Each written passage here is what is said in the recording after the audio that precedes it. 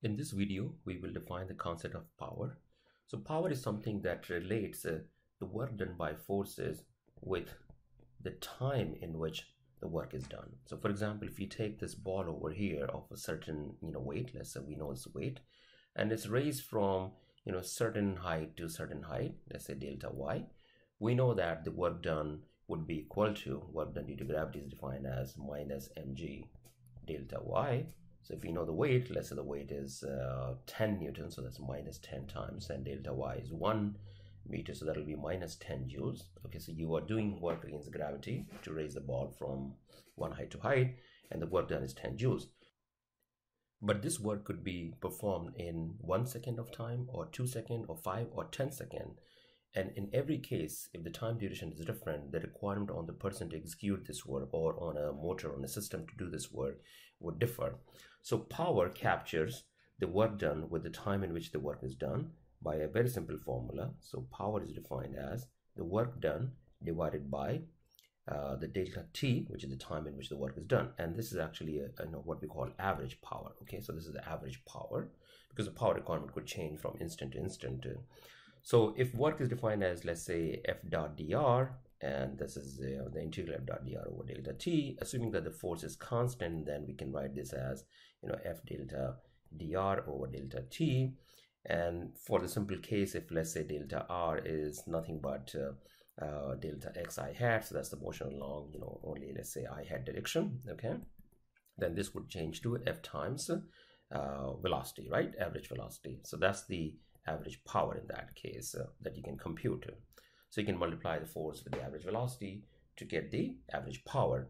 Now if something was rotating, you could still do that. So when something was rotating, then the work done is defined as t times delta theta. Again, this is assuming that there's a constant torque applied over delta theta, angular displacement, divided by delta t, and that would be nothing but t delta theta over delta t, which is nothing but t times the average angular velocity, right? So that's the power in this case. So this is actually W over delta t, so that's the power. So power is equal to T times average angular velocity. So depending on when something is translating or rotating, you could compute these numbers.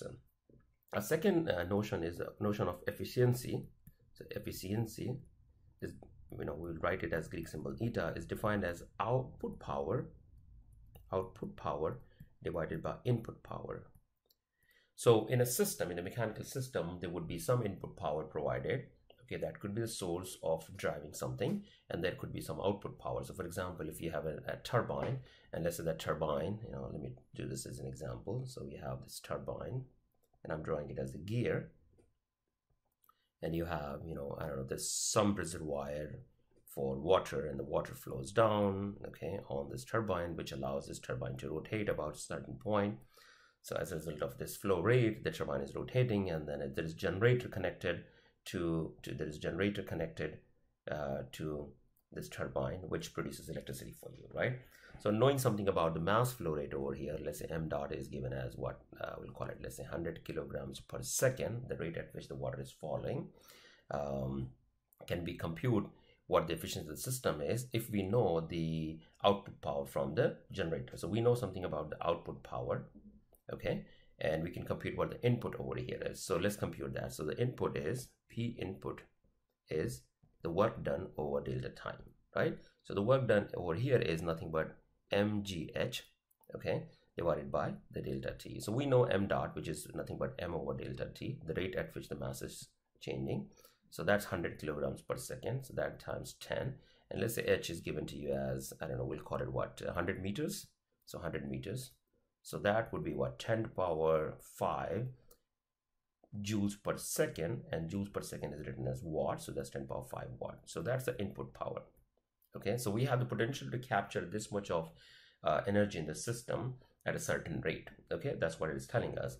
And let's say you find that your output power from the generator is only I don't know, we'll call it 10 to the power 4 watt. Okay, so then what is the efficiency of the system? That would be the output power, that's 10 to the power 4 divided by 10 to the power 5. And if I want to express it into percentage, I could multiply it by 100. So I'll get what? I'll get 10%, right? So I see that the efficiency of my system, and this is a hypothetical example, In reality, of course, efficiency are never this lower for a hydroelectric dam kind of this kind of system. So in this particular case, the efficiency turns out to be only 10%.